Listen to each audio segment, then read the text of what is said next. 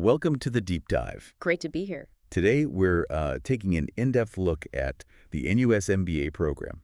Our mission, like always, is to really sift through all the details and bring you the most important insights, give you a real shortcut to being well-informed about this globally ranked MBA. And it really is top tier. We'll cover some surprising facts, practical details, everything you need.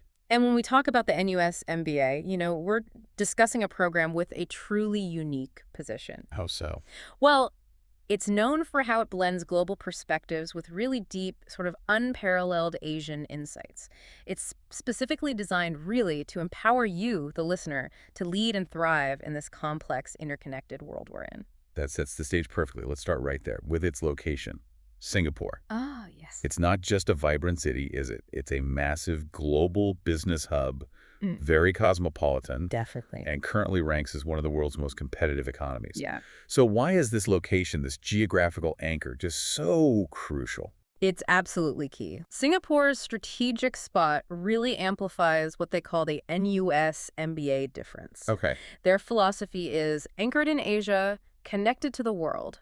And I mean, that's not just a slogan. Being right there in the heart of Asia means students get direct, immediate exposure. Exposure to what exactly? To the dynamism, the energy of both established and, crucially, the rapidly emerging markets right on their doorstep.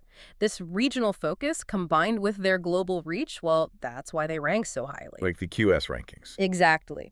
Number 1 in Asia, number 8 globally for 2026, according to QS Global MBA rankings. And QS is, a really reputable source for this. The program, it genuinely seeks motivated people, individuals with strong leadership potential, a commitment to excellence, and, importantly, that desire to actually make a difference in business and society. They frame it as an opportunity to spark your transformation. Spark your transformation. I like that. It's evocative. Okay, so let's unpack this for someone listening maybe thinking of applying. Let's do it.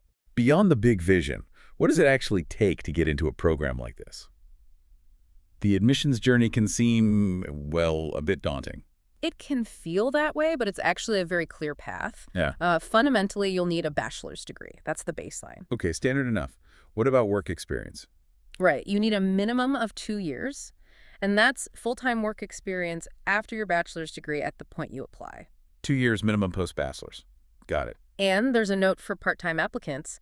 If you're not a Singaporean citizen or a permanent resident, you need proof you're employed full-time or resident in Singapore. Okay, good distinction. Now, the big one for many, standardized tests. GMAT, GRE. What's the deal there? Yes, that's often a point of anxiety, isn't it? It is a key component.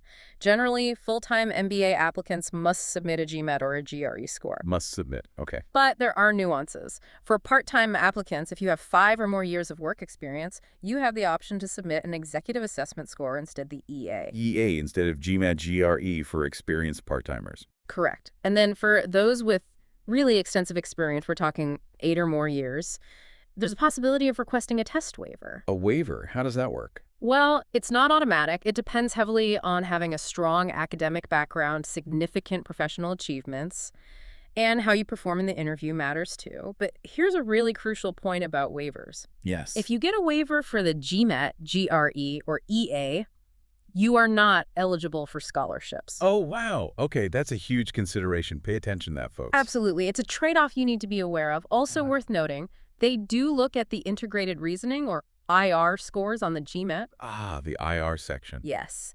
And all your test reports, whichever test you take, need to be valid for at least 1 month from the date you submit your application. Validity matters. Okay. What about English proficiency? TOEFL, IELTS. Necessary if your previous degree, undergrad or postgrad, wasn't taught entirely in English. Makes sense. You'll need to hit their minimum scores, typically TOEFL 100 or IELTS 7.0. And again, the reports need to be valid. Right. And other bits. Referee reports. Fees. Yep. 1 referee report is required. And there's a non-refundable application fee, currently $100. Okay, pretty standard stuff there. So someone's got all their documents, scores ready. What's the actual application process? Step by step. It's a multi-stage process, usually 5 stages. 5 stages, okay. Stage 1, you start by creating an online account, selecting masters by coursework, choosing full-time or part-time, and the intake year, like August 2026. Pretty straightforward setup. Get the basics in. Stage 2. Stage 2 is submitting everything.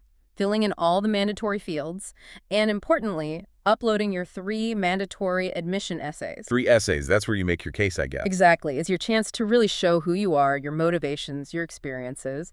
You also submit your documents and pay that $100 fee at this stage. Okay, then what? Stage 3 is something new, the video assessment. Ah, yes, tell us about that. You'll get an email invitation, usually within 1-3 working days after they verify stage 1 and 2. You get access to a practice recording first, which is helpful. Practice helps calm the nerves. Definitely. Then you answer 1 interview question. You get 2 attempts for the actual recording. There's a minute to prep, and you can record for up to 3 minutes. The key thing, you have to complete it in 1 sitting. Takes about 10 minutes total, and you only have 3 days from getting the invitation email. 3 days. So you need to be ready to jump on that. Absolutely. It's a quick but important step for them to get an initial sense of you. Right. Stage 4, assuming the video goes well. Stage 4 is the live admissions interview. If you're shortlisted after the video, you'll be invited for this. It's typically a 30-minute online interview. Online 30 minutes. When does that usually happen? Usually within about 2 to 4 weeks after you submit the video assessment. Okay, things move relatively quickly then. And the final stage. Stage 5, the application outcome. You'll generally share back via email about 2 weeks after the live interview if you've been successful. The waiting game. Indeed. And if you get that offer, to accept it, you need to pay a non-refundable acceptance fee, currently is $10,900, including GST, by the deadline they give you. That fee counts towards your total tuition. Right. Secures your spot. That's a clear roadmap. Now, thinking about timing. For someone aiming for the August 2026 intake, what are the key deadlines? Okay, the application window typically opens around August 1st, 2025. A year in advance, roughly. Yes. There are specific deadlines for each round, usually 3 rounds. For full-time, they might run from late October 2025 through January and end around March 31st, 2026. And part-time. Part-time deadlines often stretch a bit later, maybe round 1 in October, round 2 early February, and round 3 ending in early May 2026. So multiple chances. Yes, but here's the critical advice. Apply early. It's rolling admissions. Meaning they review applications and make offers as they come in. Submitting in round 1 or round 2 significantly increases your chances, especially for scholarships. Ah, the scholarship connection. Yeah, very important. And some specific, very prestigious scholarships, like the APEC or the ADB JSP scholarships, actually require you to submit by the round 2 deadline. No exceptions. Okay, so bottom line, don't wait until the last minute if you want the best shot, especially at funding. Precisely. Early application is key. Excellent advice. Now, here's where it gets really interesting for many. Let's talk money. The financial investment for this globally ranked program. Right. The cost is a significant factor, naturally. What are we looking at for tuition fees? The total tuition fee for both full-time and part-time for the August 2026 intake is set at $91,700 before the goods and services tax, GST. With GST included, it comes out to $99,953. Okay, roughly a 700,000 Singapore dollars. How is that paid? You mentioned the acceptance fee. Yes, that $10,900 acceptance fee is the first part. For full-time students, the rest is usually split into 2 large semester payments, around $24,500 each. And part-time? Part-time students get a bit more breathing room. Their remaining fees are typically split into 4 smaller semester payments, about $22,200 each. Spreads it out a bit. Exactly. Oh, and it's worth noting that the NUS MBA programs aren't part of the general NUS Master's Enhanced Tuition Fee Rebate Scheme. They're separate. Good to know. It's definitely a significant investment. But it sounds like there's potentially a lot of financial support available. Can you walk us through the scholarships and grants? Absolutely. And the great news here is how they handle it. All applicants are automatically considered for NUS MBA scholarships. No separate application needed. That's refreshing. It really streamlines things. Scholarships are awarded on a rolling basis, tied into that early application advice we just discussed. Right. And historically, about 1/3 of each incoming class or cohort receives some form of scholarship support. 1/3? That's quite substantial. What kinds of scholarships are there? There's a wide range, really targeting different strengths and backgrounds. You have general merit-based awards, like the NUS MBA Excellence and Achiever Awards. What do those cover? They're for outstanding full-time candidates, often funding 20% or more of the tuition fees. Significant chunk. Definitely. Then there are scholarships specifically for Singaporean candidates, both full-time and part-time, the NUS MBA Local Scholarship. Supporting local talent. Yes, and there's a strong focus on diversity. The NUS MBA Scholarship for Women, for example, supports exemplary female candidates partially, and recipients often get involved in outreach activities. Promoting women in leadership. Great. There's also the NUS MBA Entrepreneurship Scholarship for those with a background in starting businesses. The Future Leaders Scholarship often targets candidates with strong GRE scores, and the Diversity Scholarship for exceptional full-timers from diverse backgrounds. So really trying to build a varied class. Exactly. They even have a Resilience Scholarship, recognizing candidates who've overcome challenges, and numerous regional scholarships for ASEAN candidates, Latin America, Africa, North America, Europe, the Middle East. Truly global reach and funding, too. Absolutely. Some are quite substantial, like the NUS APEC Scholarship that covers full tuition, stipends, allowances for people from APEC member countries, though you need that round 2 application, or the LPDP Indonesia Scholarships for Indonesian citizens. Amazing opportunities. Any others that stand out? Well, there's the Donna Ballen Scholarship, up to $20,000 for talented Singaporean SPRs with financial need.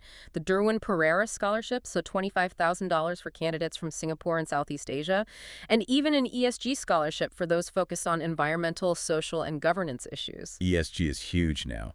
Makes sense they'd support that. And part-time students aren't left out. Not at all. There's a specific NUS part-time MBA scholarship funding around 15% for outstanding part-time candidates. That's a comprehensive list. Are there grants, too, separate from these merit scholarships? Yes, several valuable ones. If you're already an NUS alum, there's a one-time loyalty grant of $15,000. $50,000. Nice perk for alumni. Indeed. And if you're an alum from other local Singapore universities, NTU, SMU, SUSS, SIT, SUT, there's a grant of $8,000. Encouraging local talent again. Right. Plus, NUS staff get a 20% tuition concession for the part-time MBA. And one I really like is the Experiential Learning Grant. What does that cover? It provides reimbursement up to $5,000 for costs related to things like international study trips, case competitions, activities that really enhance the practical learning. That's fantastic. Helps make those amazing opportunities more accessible. What about external funding, like loans? For Singaporeans, there's a Skills Future credit, though it's $500, so a smaller contribution. For international students, particularly from India, NUS lists several loan assistance platforms like We Make Scholars, Incred, others. Platforms that connect students to lenders. Exactly. They connect you with banks and financial institutions that offer education loans. Prodigy Finance is another option often used by international students, but it's crucial to stress. NUS doesn't have direct loan agreements or tie-ups. So NUS provides info, but the loan is strictly between you and the bank. Correct. You manage that relationship independently. Okay, that covers the financial side really well. So you've navigated admissions, figured out funding, you're in. What does this all mean for your actual learning and growth? This isn't just sitting in lectures reading textbooks, is it? Oh, absolutely not. That's where the program truly comes alive. It's built around this idea of your MBA, your way. Flexibility? Massive flexibility. The full-time program is typically 17 months, but you can accelerate it to finish in 12 if you're really focused. Wow, 12 months is fast. It is. The part-time is usually 24 months, but you can stretch it to 30 if needed. This duration gives you time to actually explore. Explore what? Options. There are over 50 electives to choose from. You can even specialize in up to 2 areas. What kinds of specializations? Things like finance, marketing, strategy and organization, innovation and entrepreneurship, consulting, analytics and operations, digital business, real estate, even healthcare management, a huge range. So you can really tailor it. Precisely. Yeah. And you can even switch between full-time and part-time formats during the program if your life circumstances change. That's incredibly accommodating. How does this translate into, real-world relevance beyond the theory? Well, the curriculum itself blends rigorous business fundamentals, core courses like corporate strategy, leading with impact, managerial economics, financial management, marketing strategy. The essentials. The absolute bedrock. But the real impact, the transformation, comes from the extensive experiential learning opportunities woven throughout. Okay, tell us more about those. That sounds like where the magic happens. It really does. It kicks off right away with a high-impact 5-day boot camp called Launch Your Transformation. Sets the tone. Intensive start. Very. Then, a major component is the MBA consulting project. Students team up to tackle real-world business challenges for actual companies. Like a real consulting gig. Exactly. They've delivered over 300 projects across 12 industries with more than 150 companies. Imagine the practical problem-solving skills you gain. Immense value there. What else? Another huge highlight is the Global Immersion Program, the GIP. These are student-led, week-long study trips. Student-led. Interesting. Yes, they organize trips to immerse themselves in diverse cultures and business practices globally. Think recent trips to Taipei and Hsinchu, visiting Foxconn and ASML. Cutting-edge tech hubs. Or Seoul, visiting Hyundai, LG Science Park, meeting Samsung alumni. Shanghai, Hangzhou, Beijing, seeing Tesla. Kainiao, Baidu. Tokyo, Osaka, Kyoto, witnessing Tessie's famous 7 minutes miracle train cleaning. That sounds fascinating. A real masterclass in efficiency. It is. Or Bangalore and New Delhi, meeting Tata Group, Infosys, seeing the Taj Mahal. Dubai and Abu Dhabi Ferrari World. EY Dubai, the Museum of the Future. These aren't just tourist trips, they're deep dives into how business gets done differently around the world. Wow, those sound absolutely incredible. Truly eye-opening. What about broader global exposure, maybe longer stints? Definitely. There are global exchange programs. You can spend a week or even a full semester at one of over 40 top partner business schools worldwide. Which schools are we talking about? Major players: Chicago Booth, Columbia, HEC Paris, London Business School, Yale, CEIBs in China. Top-tier institutions. Impressive network. And here's something really unique. NUS is the only Singapore member of the prestigious Global Network for Advanced Management, or GNAM. GNA. What does that give students? It connects NUS with 30 top global business schools. This provides access to exclusive things like global network courses, where you collaborate with students from all these other schools online, and even a global network investment competition. It really expands your network exponentially. That's a significant advantage. Any other hands-on elements? Plenty. There's an MBA toolkit with curated courses to sharpen management and problem-solving skills. Cross-faculty experiential electives let you get hands-on entrepreneurship experience, maybe working with startup. Practical skills. Very practical. Plus, internships are encouraged full-time, part-time, short-term, semester-long, whatever fits. Constant industry immersion through case competitions, networking events, conferences. Keeping you connected to the business world. Continuously.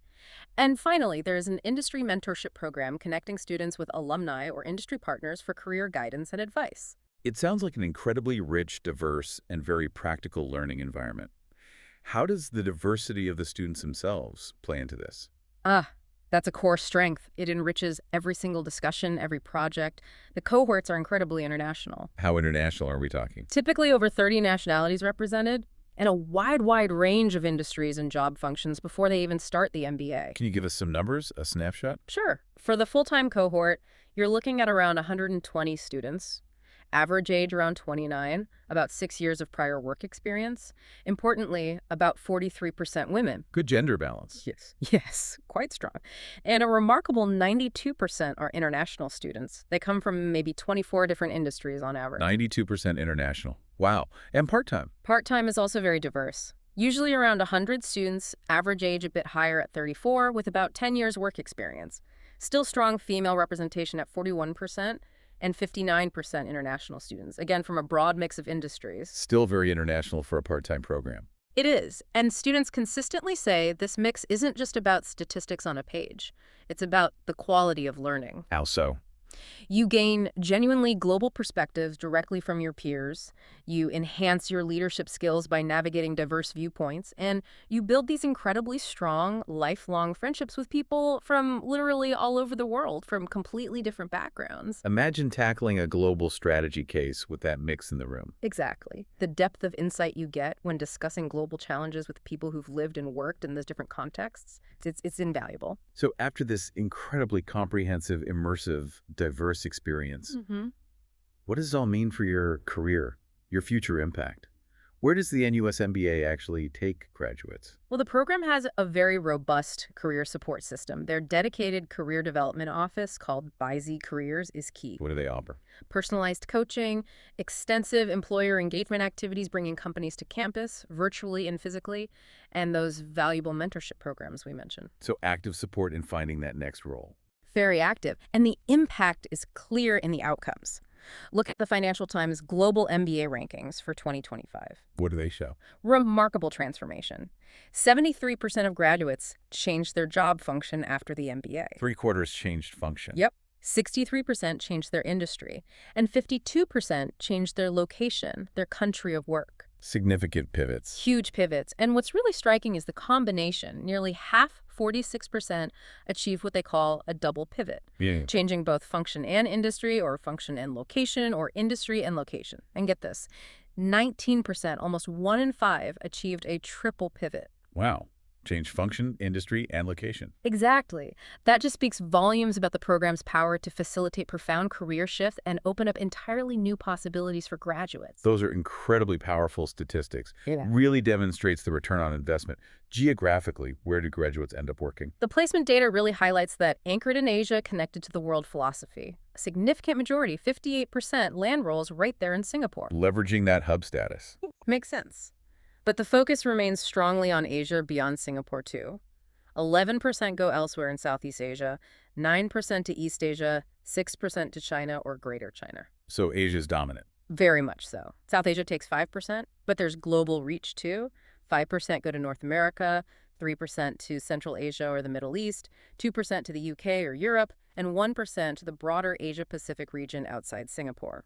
A clearer regional strength, but with definite global pathways. Precisely. It prepares you for leadership roles right across Asia, but also equips you to succeed anywhere on the global stage. And beyond the career outcomes, does NUS also recognize excellence within the program itself?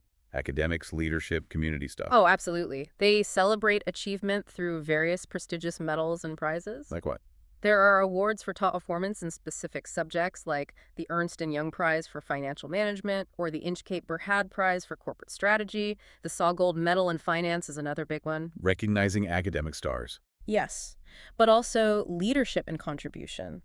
There are awards for the outstanding graduating student overall, for alumni leadership, and for community service. So rewarding well-rounded individuals, not just grades. Exactly. It emphasizes their commitment to developing leaders who aren't just smart and successful, but who also contribute meaningfully back to the community and the world. What an incredible deep dive this has been into the NUS MBA program. Mm-hmm. It's so clear it offers much more than just an education. Mm-hmm. It's a truly comprehensive, globally connected experience, yet deeply rooted in Asian insights. There's extensive support for both personal and professional transformation. That's the core of it. All happening within this incredibly vibrant and diverse community. Indeed. And perhaps a final thought for our listeners to ponder. Considering this unique blend that NUS offers, those deep Asian insights, coupled with genuine global connectivity, how might mastering that dual perspective empower you? How could it help you innovate and lead in ways that are truly unique, truly needed in today's increasingly complex global business environment? A really powerful question to consider. Thank you so much for walking us through all of that. And thank you, our listeners, for joining us on this deep dive. We hope you feel well-informed and perhaps even a little inspired.